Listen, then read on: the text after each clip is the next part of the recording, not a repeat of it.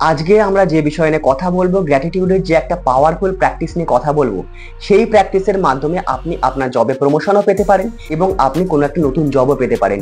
It's depend on your vibration and frequency, অর্থাৎ আপনার feelings এর উপরে এবং আপনার মনে কি চলছে আপনার জব নিয়ে তার উপরে। ঠিক আছে, তাহলে চলুন জেনে নিই আজকের ভিডিওতে। হ্যালো পজিটিভ সোর্স, কেমন আছেন আপনারা? আমি সৌরভ। আমি এই চ্যানেলে ম্যানিফেস্টেশন, মাইন্ডসেট আর ল অফ অ্যাট্রাকশন নিয়ে কথা বলি। তো আশা করছি আপনাদের এই ভিডিওগুলো ভালো লাগছে, আর আমি এরকম পজিটিভ কন্টেন্ট আরো আনতে চলেছি, যেখানে অন্তত আমি মানুষের জীবনে কিছু অন্তত দিতে চাই, যার মাধ্যমে মানুষ চারিদিক থেকে এত নেগেটিভিটি পাচ্ছে, তার মধ্যে থেকে আমার একটু ছোট্ট পজিটিভিটির কন্ট্রিবিউশন। ঠিক আছে, তাহলে চলুন শুরু করি আজকের এই ভিডিও।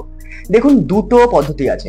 আমি গ্র্যাটিটিউডকে এই দুভাবে ইউজ করেছিলাম আমার জবের জন্য, যেখানে আমি চেয়েছিলাম আমার প্রমোশন হোক, কিন্তু সেক্ষেত্রে আমার প্রমোশন হয়নি, আমার নতুন জব হয়ে গেছিল, যেখানে সেটা প্রায় 70 to 80% আমি হাইক পেয়েছিলাম, যেটা একটা জব থেকে আরেকটা জবে সুইচ করার জন্য একটা মানে বিশাল বড় ব্যাপার। তো সেক্ষেত্রে আমি কিন্তু এই দুটো টেকনিকই ইউজ করেছিলাম।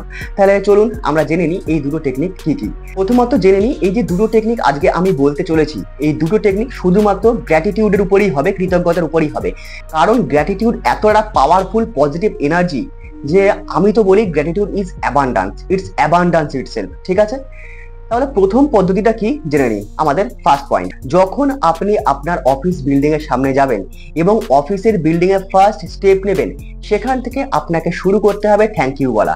যেরকম thank you my job, thank you for my salary, thank you for my job, thank you for my salary. প্রত্যেকটা স্টেপে আপনি বলছেন কিন্তু। ঠিক আছে, আর এটা আপনি তত অবধি বলবেন যত অবধি না আপনি অফিসে গিয়ে আপনার চেয়ার টেবিলে গিয়ে রিল্যাক্স হয়ে বসলেন। এবারে আপনার আশেপাশে যদি কলিগসরা থাকেন, তাহলে তার সামনে আপনাকে মুখে বলতে হবে না, আপনি মনে মনে বলবেন আর তার সঙ্গে ফিল করবেন, ফিলিংটা আনার চেষ্টা করবেন। ঠিক আছে, আর যখনই আপনি সময় পাবেন কাজের ফাঁকে, যখনই আপনার মনে পড়বে, তখনই আপনি এই কথাটা বলবেন, এইভাবে আপনি আপনার জবকে গ্র্যাটিটিউড দেবেন। ঠিক আছে, আর এরপরে আসছি আমি আমাদের নেক্সট পদ্ধতিতে। এইটা হচ্ছে গ্র্যাটিটিউডের সব থেকে পাওয়ারফুল আর মোস্ট ইম্পর্টেন্ট। এই পদ্ধতিটা আপনাকে করতে হবে, মানে আপনাকে দুটো পদ্ধতি করতে হবে, কিন্তু এটা কিন্তু অবশ্যই ভালোভাবে করবেন। সেটা কি, পুরো অফিস টাইমের মধ্যে আপনাকে 10 থেকে 15 মিনিট নিজের জন্য বার করতে হবে, যেখানে আপনি শুধুমাত্র একা থাকবেন। চেষ্টা করবেন একটু, কারণ এনা ছাড়া আর কোনো উপায় নেই। আর সেখানে আপনার সঙ্গে থাকবে আপনার খাতা pen.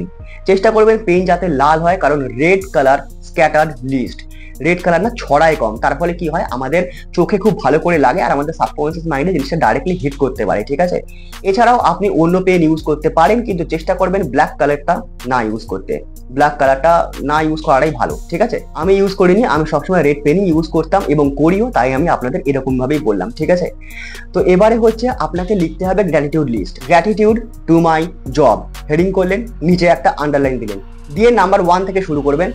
I am so happy and grateful for my job because I have a job. I am so happy and grateful for my job because it provides me salary. I am so happy and grateful to my job because the colleagues and the friends are really very good. আপনাকে এইভাবে minimum 10টা লিখতে হবে, minimum আপনাকে 10টা লিখতে হবে। এবার ম্যাক্সিমাম আপনি যে কটা লিখতে পারেন, আপনি বাংলাতে লিখতে পারেন, আপনি হিন্দিতে, উর্দুতে, ইংলিশে, যা খুশি আপনি ইংলিশ বাংলা মিশেও লিখতে পারেন, কোনো ব্যাপার না। আমি সেরকম ভাবেই লিখি, বা আমি কখনো কখনো ইংলিশেও লিখি। ঠিক আছে, কোনো ব্যাপার না, ভাষার কোনো ব্যাপার না, ব্যাপারটা হচ্ছে আপনার ফিলিংস এর। এবারে যতটা পাওয়ারফুল আপনার ফিলিংস হবে, ততটা তাড়াতাড়ি আপনি জব ম্যানিফেস্ট করবেন। যেমন ধরুন আমি আপনাকে বলে দিই, এই টেকনিকটা তো করতে হয় মিনিমাম 45 ডেজ অবধি। ঠিক আছে, মিনিমাম 45 ডেজ আপনাকে করতেই হবে। আপনার যদি ভাইব্রেশন বা ফ্রিকোয়েন্সি অথবা আপনার ফিলিংস যদি পাওয়ারফুল থাকে, তাহলে আপনাকে অতদিন করতে হবে না, তার আগেই আপনি আইডিয়ার প্রমোশন পাবেন অর নিউ জব পাবেন।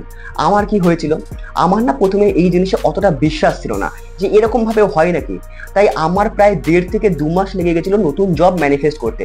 কিন্তু আমি চেয়েছিলাম কিন্তু আমার একটা হাইক, মানে আমার একটা প্রমোশন, তার বদলে আমি কি পেয়েছি, আমি কিন্তু নতুন জব পেয়েছি, আর প্রায় 80% হাইক। আপনি তো বুঝতেই পারছেন, আমি তো আপনাকে বললামই। তো আমার একটা ভুল ছিল, কারণ এই বিষয়ে আমি না ক্লিয়ার ছিলাম না যে আমার অ্যাকচুয়ালি প্রমোশন চাই নাকি আমার অ্যাকচুয়ালি নিউ জব চাই।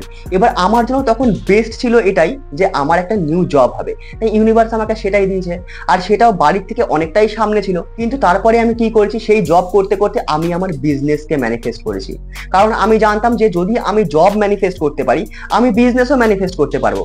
আর আমি বিজনেসও করতে পারবো, আমি ব্যবসাও করতে পারবো।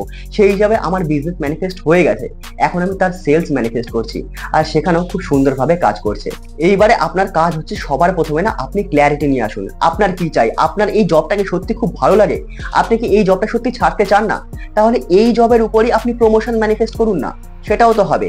আর পদ্ধতি একই, যেভাবে আমি আপনাকে বললাম গ্র্যাটিটিউড লিস্ট। যখন আপনি অফিসে ঢুকবেন প্রত্যেকটা স্টেপে আপনাকে থ্যাংক ইউ বলতে হবে, আপনি এইভাবেই করবেন, কোনো কিছু আলাদা নেই, ঠিক আছে? আর যদি আপনার মনে হয় আপনি নতুন জব ম্যানিফেস্ট করবেন, আপনি সেটাও করতে পারেন, কিন্তু বি ক্লিয়ার। আপনি প্রথমে না একটা জায়গায় লিখে নেবেন যে আমি অমুক কোম্পানিতে জব চাই, আমার ডেজিগনেশন বা আমার পোস্ট এইটা হবে এবং আমার স্যালারি এইটা হবে।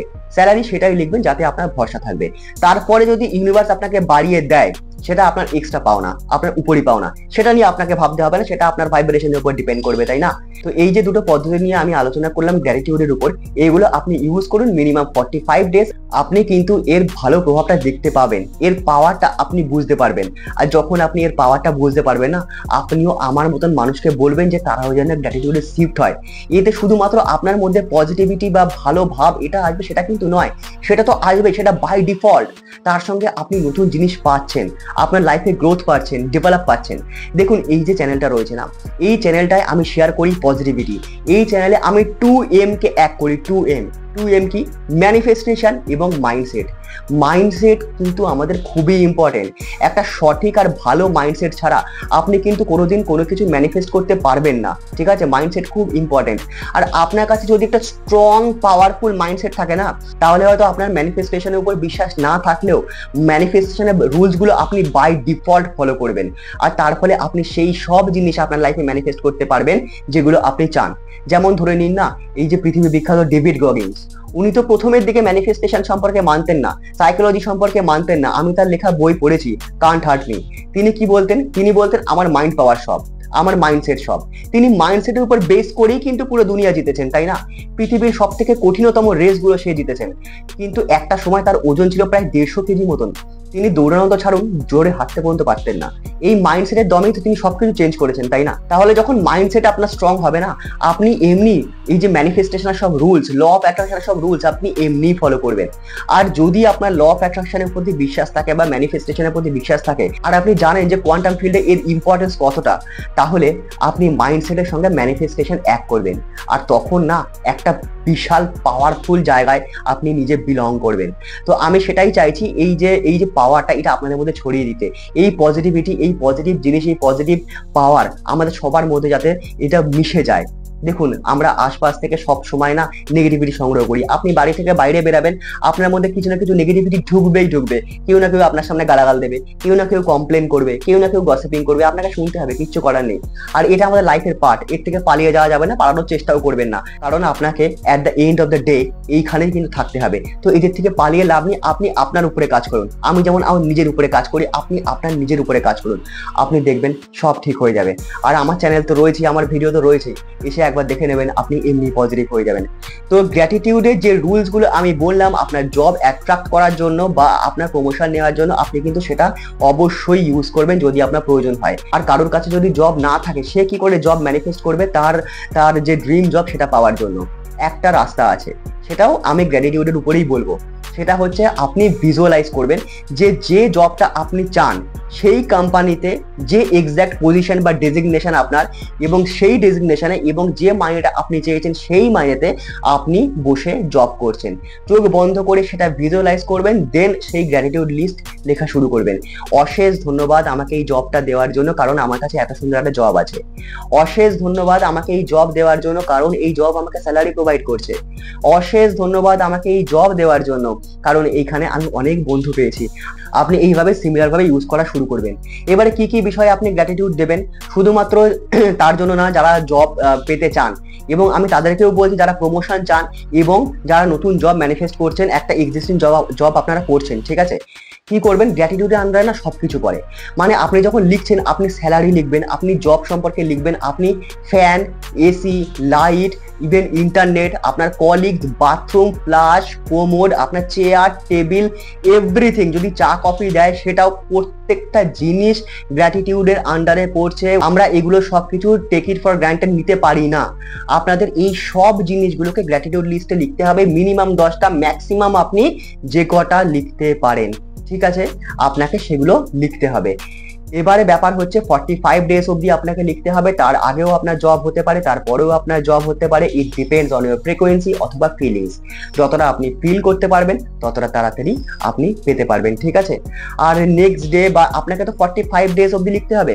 দ্বিতীয় দিন, চতুর্থ দিন, সপ্তম দিন, এবার দেখবেন জিনিসগুলো হয়তো এক হয়ে যাচ্ছে, জিনিসগুলো বারবার রিপিট হচ্ছে, কোনো ব্যাপার না, রিপিট করুন, রিপিট হচ্ছে, রিপিট হোক, কোনো ব্যাপার না। চেষ্টা করুন একটা দুটো কিছু নতুন জিনিস অ্যাড করার। না হলে ঠিক আছে, হচ্ছে না, আমি সবকিছু লিখে দিয়েছি, ঠিক আছে, নো প্রবলেম, তাই তাই রিপিট হোক, কিন্তু লিখে যাবেন 45 ডেজ। মাঝখানে একদিনও গ্যাপ দেবেন না, ঠিক আছে, গ্যাপ দিলে কিন্তু প্রবলেম হবে। ওকে, তো বন্ধুরা, ভিডিওটা শেষ অবধি দেখার জন্য আপনাদের অশেষ অশেষ ধন্যবাদ। দেখা হচ্ছে আবার পরের ভিডিওতে। তত অবধি think positive, do positive, you will definitely receive positive.